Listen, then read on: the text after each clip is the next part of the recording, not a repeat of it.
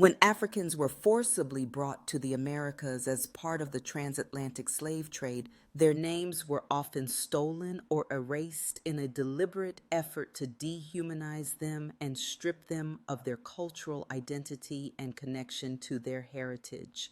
Here's how that happened: erasure of African names and identities. Enslaved Africans were frequently given new European names by their enslavers, often biblical names or names from classical mythology, according to Number Analytics.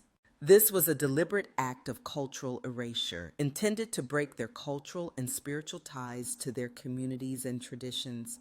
Dehumanization and commodification, the act of renaming, served to solidify the enslaved status of Africans and mark them as chattel property.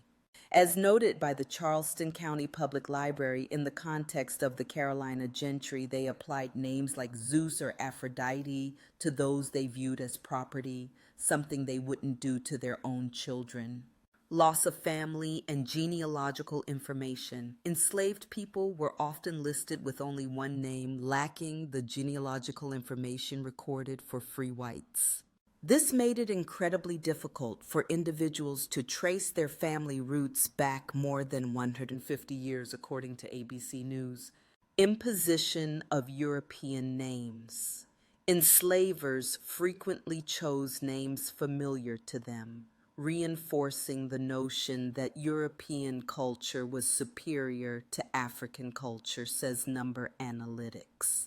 These names were often chosen without regard for the enslaved individual's cultural background, family ties, or personal identity.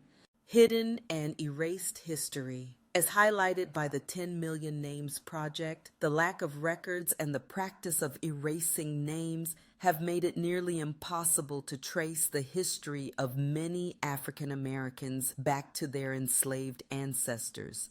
In short, the act of stolen names represents a cruel and deliberate consequence of the transatlantic slave trade, aimed at stripping individuals of their identity, culture, and connection to their heritage. Efforts like the 10 Million Names Project are now working to recover and restore this lost history and give dignity back to these individuals.